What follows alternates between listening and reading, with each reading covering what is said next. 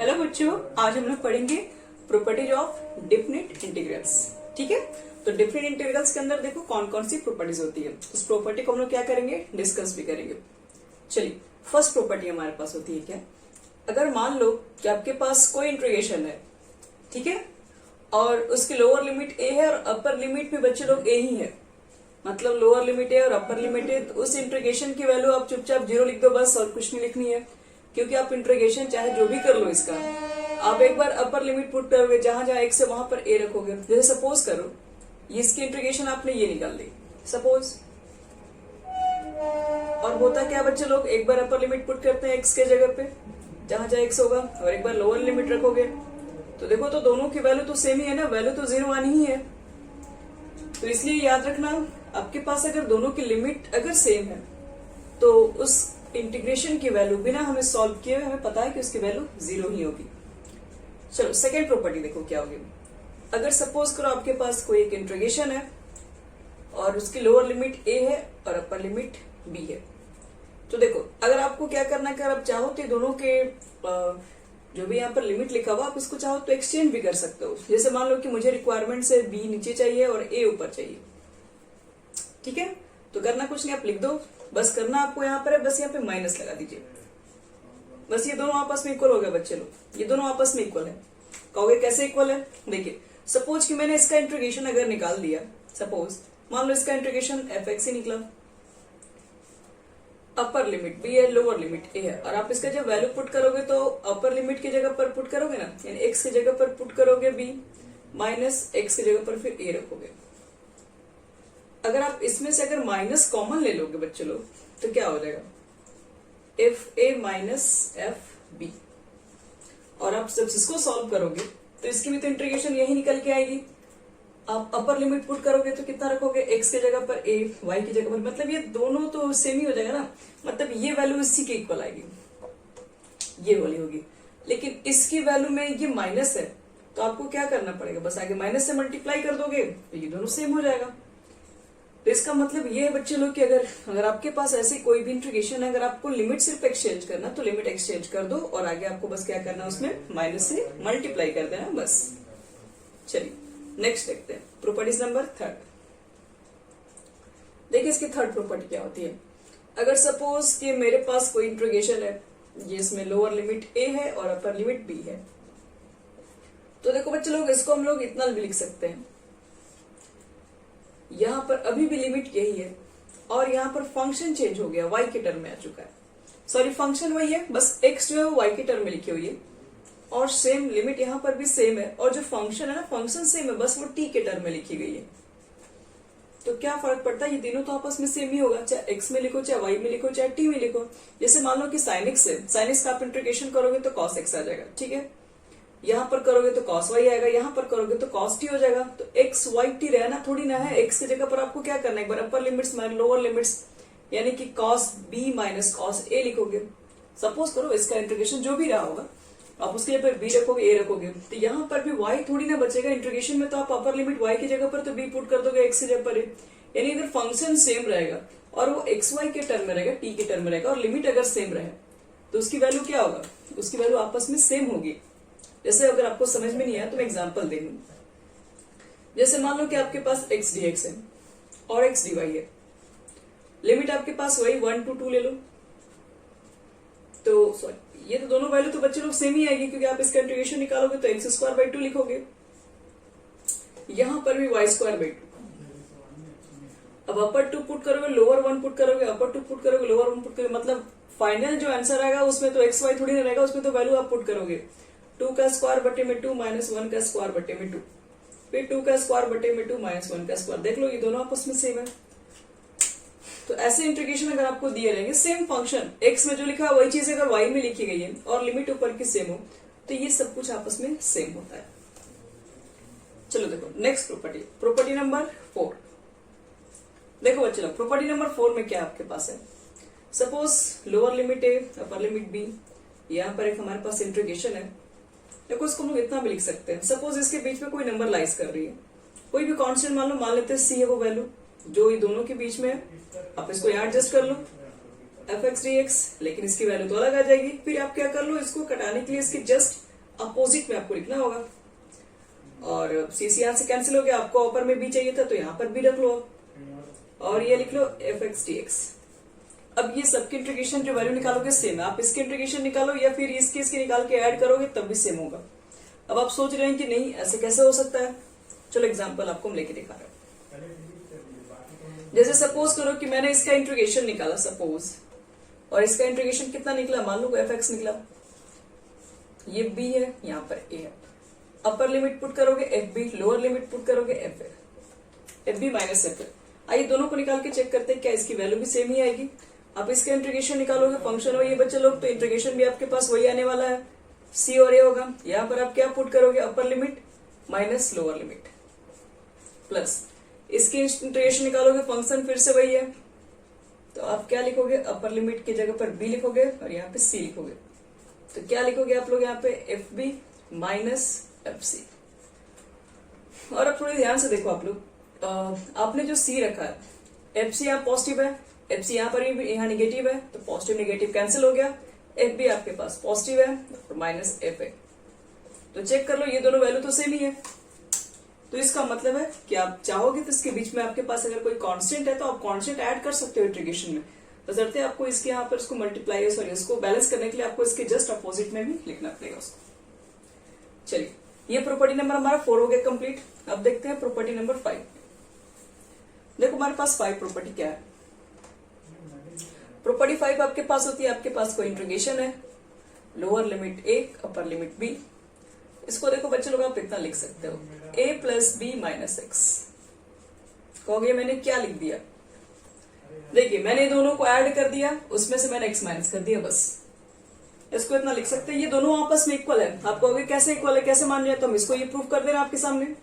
देखिए इसको प्रूफ कर दे रहे हैं, तो इसमें हम मान ले रहे हैं a plus B minus X equal to मान ले रहे हैं 1। डिफ्रेंशिएट करोगे 0, डिफ्रेंशिएट करोगे 0 क्योंकि कांस्टेंट है, यहाँ डिफ्रेंशिएट करोगे तो -1, ये आपका हो जाएगा dy बाई dx। तो dx इक्वल टू कितना हो गया बच्चे लोग, माइनस dy हो गया, हो गया। चलिए dx की वैल्यू हमारे पास आ चुकी है। ये जो आपके पास लिमिट है वो तो x के रिस्पेक्ट में है बच्चे लोग, इसको भी मैं y के रिस्पेक्ट में कर दे रही हूँ लिमिट्स को। यहाँ x लिख दो, यहाँ y लिख दो। x की वैल्यू अगर आप यहाँ b पुट कर दोगे तो b भी कैंसिल, यानी y की वैल्यू a, यानी b की जगह पर a रखना पड़ेगा। अगर x की वैल्यू अगर a पुट करोगे लिमिट में तो इस बार a कैंसिल, y की वैल्यू b। तो चलिए ये हम पुट करते हैं सब कुछ यहाँ पे। देखो तो b की जगह पर कितना रखना है a की जगह पर कितना रखना है b, और इस पूरे को आपने क्या मान लिया, पूरे को आपने y मान लिया, और dx की वैल्यू कितना आ चुकी है, माइनस dy, माइनस को हम यहाँ लिखते हैं dy। इसको ध्यान से देखो, आपको क्या करना है, b ऊपर चाहिए a नीचे चाहिए, मतलब इसको पलटना है। तो इसको जब भी आपको एक्सचेंज करना होता है, आपको मैंने बताया था कि आपको बस आगे माइनस से मल्टीप्लाई करना होता है। ये ऑलरेडी बाहर माइनस से मल्टीप्लाई है, तो इस बार और माइनस लगाओगे तो ये पॉजिटिव हो जाएगी, b2a fy dy। और मैंने आपको बताया था कि ये दोनों वैल्यू भी आपस में इक्वल है। देखो दोनों का फंक्शन सेम है, बस ये x में लिखा वही चीज है y में लिखी, लिमिट सेम है, तो फिर ये दोनों आपस में इक्वल हो गई। तो इसलिए हम ये बोल सकते हैं कि ये जो वैल्यू है ये इसके इक्वल है। चलिए अब नेक्स्ट प्रॉपर्टी पे हम लोग आते हैं। देखो हमारा नेक्स्ट प्रॉपर्टी क्या है, हमारी नेक्स्ट प्रॉपर्टी बिल्कुल इसी से रिलेटेड है। यहाँ पर आप 0 मान लो, यहाँ पर a मान लो, और ये f x dx है।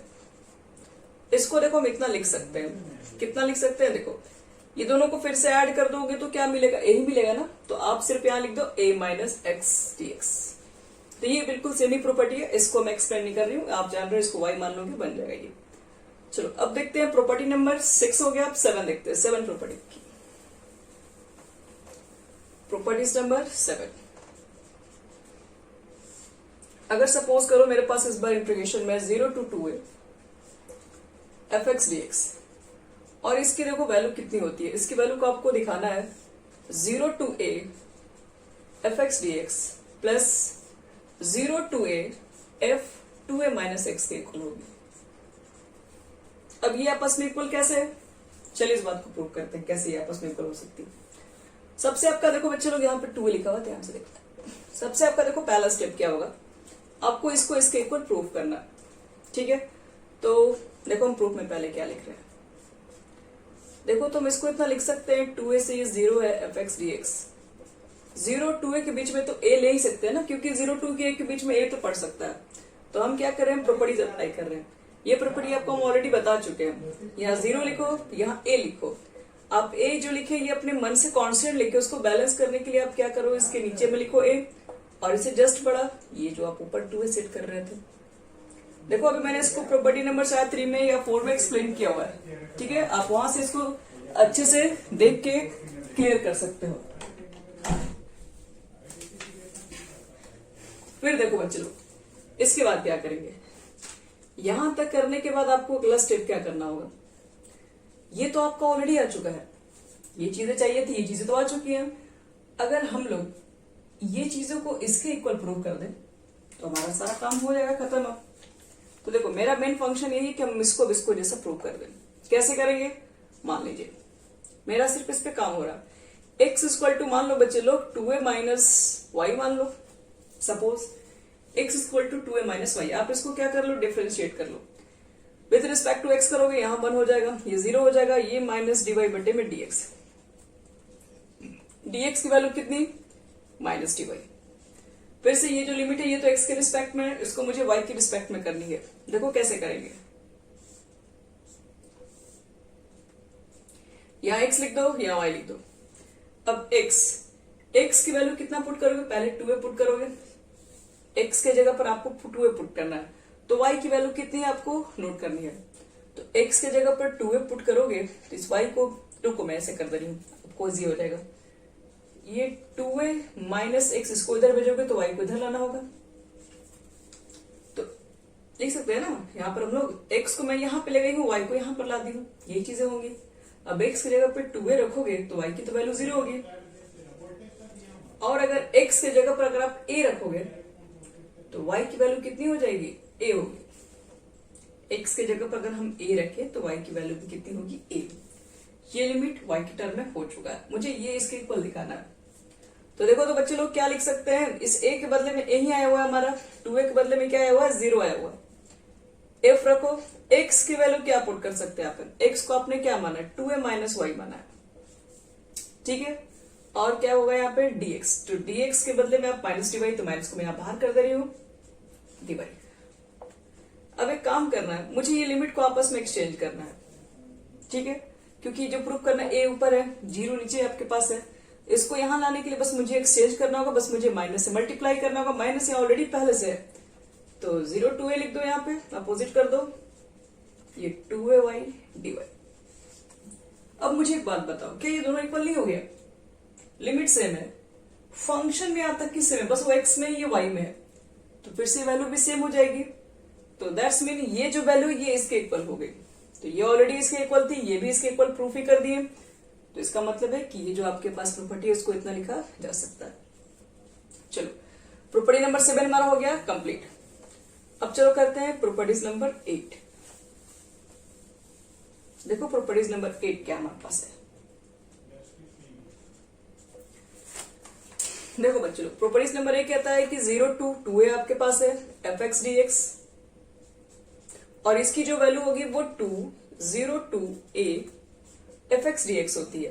कब, तो if f 2a minus X equal हो जाए fx के, और इसी की वैल्यू फिर वापस 0 भी हो सकती है बच्चे लोग। 0 कब हो सकती है, सॉरी 0 तब हो सकती है जब if 2a minus X is equal to जब हो जाए माइनस fx के, तब। तो आप ये समझो, अब इसको हम ये दोनों लिखे हैं, ठीक है। और if 2a माइनस एक्स अगर fx के इक्वल हो गया, मतलब ये 2a माइनस एक्स जो दिखाई पड़ रहा है, अगर ये पूरा fx के बदले में अगर हम लिख दें तो क्या ये दोनों वैल्यू इक्वल नहीं हो जाएगा। तो दोनों को ऐड करेंगे तो क्या हो जाएगा, यही चीजें आ जाएंगी। 2a माइनस एक्स के बदले में अगर fx आप लिख दोगे तो ये दोनों चीजें तो सेम ही हो गई, तो फिर ऐड करके इतना लिख सकते हैं हम लोग। लेकिन अगर 2a माइनस एक्स की जगह पर f 2a माइनस एक्स अगर माइनस fx अगर आप लिखोगे तो पूरा कैंसिल हो ही जाएगा, तो वैल्यू 0 आना ही है। तो ये हमारा प्रॉपर्टीज नंबर 8 है, जो कि 7 से ही एक्सप्लेन हो रही है अच्छे से। अब देखो लास्ट प्रॉपर्टीज 9।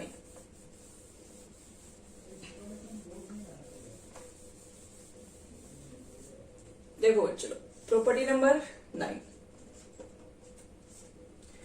जो हमारे पास प्रॉपर्टी है माइनस ए टू ए है एफ एक्स डी एक्स, और इसकी वैल्यू इतनी होती है 2 0 2 एफ एक्स डी एक्स। लेकिन ये वैल्यू कब होती है? तो जो हम बोलते हैं कि if minus X is equal to F X, यानी कि इवन फंक्शन। इवन फंक्शन के लिए जो आपके पास वैल्यू होती है वो इसके बदले हम ये यूज कर सकते हैं, लेकिन इसकी वैल्यू 0 हो जाएगी। कब? जब if minus X is equal to minus X minus F X हो जाए, मतलब ऑड फंक्शन। चलो इस बात को भी हम लोग प्रूव करते हैं कि कैसे इसकी वैल्यू इतनी भी होगी और 0 होती है। देखो पहले हम फर्स्ट वाले को ही प्रूव करेंगे। देखो तो बच्चे लोग, हम इसको इतना लिख सकते हैं कि नहीं, माइनस ए टू ए है एफ एक्स डी एक्स, इसको हम 2 पार्ट में लिखेंगे। माइनस ए और ए के बीच में 0 तो आएगा ना। अगर माइनस ए को अगर -1 मान ले, उसको 1 मान ले, तो उसके बीच में 0 आ सकता है। तो मैं 0 इसके बीच में सेटअप कर देंगे, और इसको बैलेंस करने के लिए फिर ये 0 तो नीचे लिखना ही पड़ेगा ना, एफ एक्स डी एक्स। चलो अब हमें जो प्रूफ करनी है वो a0 चाहिए। ये चीजें तो ऑलरेडी हमारे पास है ना, इस पार्ट को बीसी में कन्वर्ट करना है। तो चलो करते, तभी ऐड होगा, मतलब ये इसके इक्वल कर देंगे तो ऐड होके ये चीजें हो जाएंगी। अब ये इसके इक्वल करने के लिए फिर से आप क्या करोगे? फिर से देखो इसको हम लोग क्या करेंगे, अब बोलोगे कि इसको वापस एक्सटेंड कर दे, बट ये आपके पास माइनस में है, ठीक है। तो माइनस में तो उसको हमें करना है पॉजिटिव, तो हम इसको कुछ मान लेते हैं। लेट देखो क्या मान लेते हैं हम लोग यहाँ पे, एक्स इक्वल टू मान लेते हैं माइनस टी, कुछ भी मान लो, माइनस टी माइनस वाई जो भी मानना मान लीजिए। अगर हम इसको डिफरेंशिएट करेंगे विथ रिस्पेक्ट टू टी, तो dx बाई dt हो जाएगा ये, और ये हो जाएगा -1, यानी dx की वैल्यू हो जाएगी आपके पास माइनस dt। और लिमिट जब हम एक्सचेंज करेंगे तो क्या हो जाएगा, यहीं पर चेंज कर दो। x की वैल्यू कितना पुट करोगे, x की वैल्यू 0 पुट करोगे तो t की वैल्यू भी 0 होगी। अब x की वैल्यू -a पुट करोगे तो माइनस माइनस कैंसिल, यानी t की वैल्यू कितनी हो जाएगी, तो t की वैल्यू a हो जाएगी। चलो अब इस चीज को आप यहां पुट कर दो। 0 के बदले में तो 0 ही आया है, लेकिन इस -a के बदले में आपने जब पुट किया था x की वैल्यू -a, तो ये t की वैल्यू a ही आई थी, मतलब ये यहां पर है। और इसको आपने क्या मान लिया है, f है, x को आपने क्या मान लिया है, तो x को आपने -t मान लिया, ठीक है। और यहां पर क्या हो जाएगा, dx की वैल्यू -dt, माइनस को बाहर निकाल लो। इसको आपस में एक्सचेंज करना है, एक्सचेंज कर दो, नो प्रॉब्लम। अगर मैं इसको एक्सचेंज कर दी तो a यहां पर हो जाएगा, 0 यहां पर हो जाएगा, और ये माइनस वाला पॉजिटिव हो जाएगा।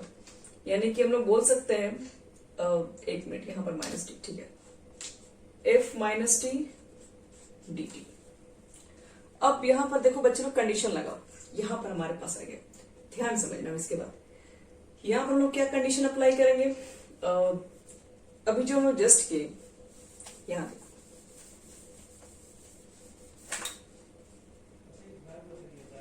मुझे क्या करना है, मुझे ये चीजें इसके इक्वल दिखानी है, तभी ऐड होगा। तो अभी आप कंडीशन, ये कंडीशन अप्लाई कब होती थी, जब f माइनस एक्स किसके इक्वल हो जाए, एफ एक्स के, तब ये कंडीशन अप्लाई है।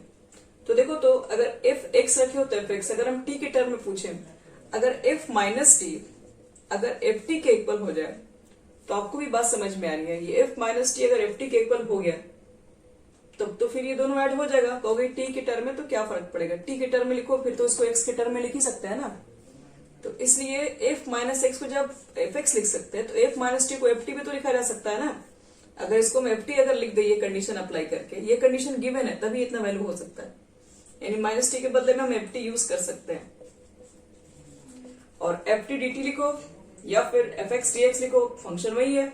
तो हम बोल सकते हैं कि ये जो वैल्यू आपके पास है इसी के इक्वल है। तो फिर से दोनों ऐड हो जाएगा जब हम यहां पुट कर देंगे। तो इसका मतलब है कि आपके पास ये जो वैल्यू जो दिख रही है, इसको मैंने चेंज करके इतना लाया 0 2 है, और एफ माइनस टी के बदले में एफ टी यूज कर दिया, और इसको अगले स्टेप में मैं यही इक्वल लिख दूंगी एफ एक्स डी एक्स, क्योंकि ये दोनों आपस में इक्वल है। फंक्शन सेम है बच्चे लोग, टी के टर्म में कोई फर्क नहीं पड़ेगा, ऐड कर दोगे तो अगले स्टेप में इतना आ जाएगा आपके पास। और आप भी समझो, अगर आप इस टर्म को इतना लिख रहे हो, और अगर एफ माइनस टी अगर माइनस एफ टी अगर हो गया रहता, तो मतलब है कि ये वाली जो चीजें हैं ये वाली चीजें ये सेम वैल्यू तो आती लेकिन ये माइनस के साथ आती, तो ये दोनों कैंसिल होकर तो जीरो ही हो जाते हैं। क्योंकि अगर इसके बदले में अगर हम f माइनस टी अगर माइनस एफ टी लिखे, मतलब ये माइनस एफ टी के फॉर्म में लिखे